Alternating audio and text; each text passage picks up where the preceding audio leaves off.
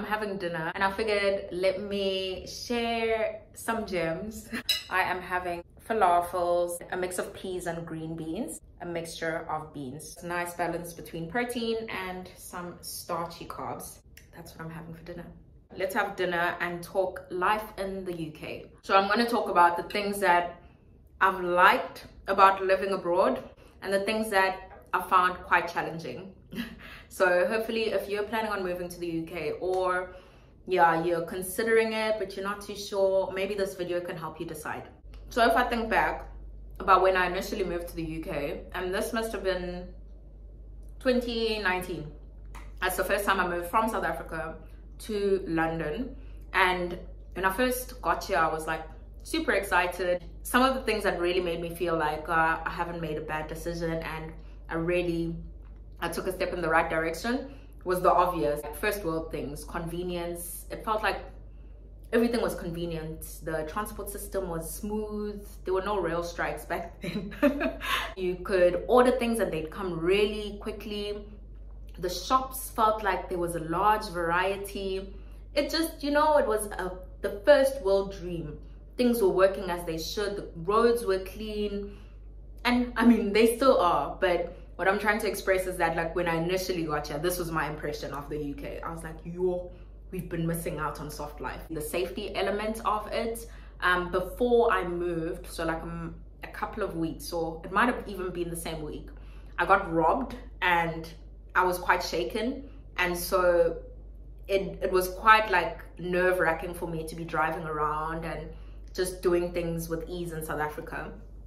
Before then, I hadn't had a bad experience, to be honest. Got robbed and felt shaken, and then moved to the UK, and it felt like I could let my guard down. Like I wasn't nervous that something was going to happen to me. The other thing I really, really loved was the fashion and the affordability of clothes. Like Primark was my second home. I was like, I'm that girl. Like I'm buying everything that I've always wanted to buy. And yeah, it felt like access to a life that I hadn't had before. And it was nice. It was fulfilling. It was like, like so yeah, I felt as though I was living the first world life. The explorer in me was blown away by the buildings and the museums and just being able to walk to places. And this is where like my love for walking really, really started and became serious, because I would walk everywhere. I'd be like, bus, I'm walking. If there is a way, I am walking. I'd walk to work. I'd walk to anywhere I'm going, I would walk there. And while I'm walking, I'd be like looking at buildings and being like, how am I?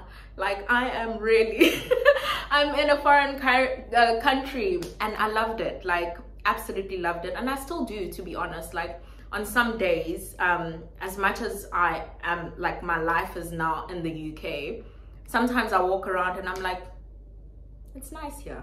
It's nice. Some of the other smaller things that are not smaller, but things that I think that are quite nice. The food, I really enjoy the food because the nutritional information is quite obvious, and the nutritional labeling system in South Africa is quite different from the UK. Being someone who's quite interested in health and nutrition, I really value that information, and the labeling here is really like top notch. The robot system, quite obvious if you're buying something unhealthy versus something healthy.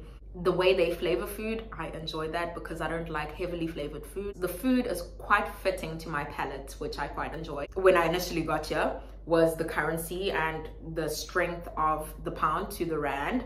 I loved that because it meant I could send money home and I could help out quite a lot in terms of, I'm the oldest at home, so there's a lot of responsibility on me. So the currency effect helped me quite a lot in that aspect. And yeah, those are some of the things looking back that I really, really enjoy. The church community here, really, really love it. It reminded me when I initially got here of the experience that I had in university when I initially moved from my home church. And at home, Sikonze Faith Mission, like that is my home church, my parents' church. But when I moved to university, I used to go to the Hillsongs and I used to go to His People. His People was my church. When I moved to the UK, I felt as though that was restored and I was able to grow in faith and attend church more often and enjoy church, which is something that I really, really value.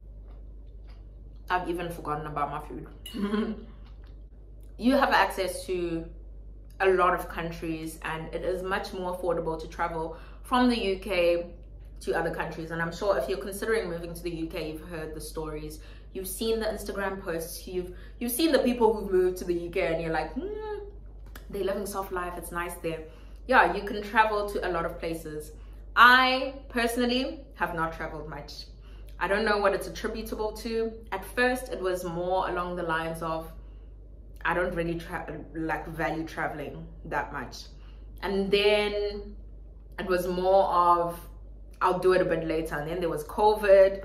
So yeah, I still would like to travel. It's not pressing for me to travel. So don't think if you're not like deep into traveling, you don't have to move to the UK or whatever. You'll find things that you like. And some people really, really enjoy traveling and they like seeing the world. Other people like to pace themselves. So yeah, I'm more in the middle. I like things, but they're not key priority. So yeah, I haven't traveled too much. Moving on to things that I don't quite like, or things that I found really challenging, is, maybe let me start with the lighter stuff. The weather, in the sense that although it's cool temperatures, it's always gloomy, and that can take a toll on your mental health. Whether you realize it or not, when the sun comes out, it's upwards only. It's a good mood. Like my mood lifts when the sun is out, and it's something that I didn't appreciate in the past, but this year it's been very apparent to me that like my mood fluctuates quite a lot depending on how much of the sun is out there. So yeah, a lot of gloomy weather. The aspects that you should consider is what job you're moving with. Now, a lot of people move with audits, like it's easier to move as an auditor, and a lot of people around me are auditors that have moved to one of the firms, the accountancy firms. If that is your strategy and that's how you're moving to the UK, keep in mind, and I need you to listen to me carefully, keep in mind that the job is the reason that you're here, and it's what is going to take up a lot of your time. So if you absolutely hate audit, find it in yourself, counsel yourself before you move, so that you're not like getting here and then realizing, and it hits you like a flood, that, oh my gosh, I actually hate this. And to be fair, like if that's the position that you're in, it's likely to happen, and you're going to find yourself in like turmoil and realizing that, oh my gosh, my career is not where I want it to be, or whatever the case might be. But I would say just counsel yourself so that by the time you navigate those feelings, you already have preempted them. They're not like a shock to you. So that's the other big thing, is that like if you are moving with a certain job, be comfortable with the job that you're going to do, because with all the benefits of moving to the UK and whatnot, there is the reality of your day-to-day job. And if you don't enjoy that, you can have a strategy around how you would end up in a different space and hopefully move jobs eventually, but your reality will be the job that you moved with. So accept that. Homesickness is a reality, and I wouldn't say that I've necessarily struggled a lot with homesickness specifically, because I didn't live at home before I moved, and I had my struggles with homesickness while I was in university, so I kind of dealt with that. I think the bigger challenge for me has been experiencing life on my own and realizing that when difficult things happen in my life and I experience challenges, no one is going to be there to hold my hand. And I suppose this is not just a moving to the UK thing, it is a growing up thing. A lot of experiences and a lot of challenges you'll navigate on your own, and you need to be comfortable in your own company and in your own head so that when those challenges come, they don't swallow you. Because you can call home, you can call family, you can call friends that you've made in the UK, or even friends back at home. But the reality of it is that it's different being at home and being with people around you all the time versus being in the UK. I suppose what I'm trying to articulate is that I think in the UK you end up spending a lot of time alone, or navigating life alone, and you learn skills to cope with how to navigate life. And it's not in a sense that you're isolating yourself, but it's the reality of you can't pick up the phone and be complaining every day. And I took that approach when I initially moved to the UK, and I was calling my mom every day like, oh, what's it going Zima? Like, you're dying, or it's just sounding bad. And I realized that I was stressing my parents out quite a lot. Like every other day, big tandas, or like people were praying that I'd be okay. And I had to grow up and realize that this is my life and I need to take responsibility for it. I need to learn ways to navigate negative emotions, positive emotions. Like, there's things that you'll celebrate and you won't necessarily share them in the moment with other people.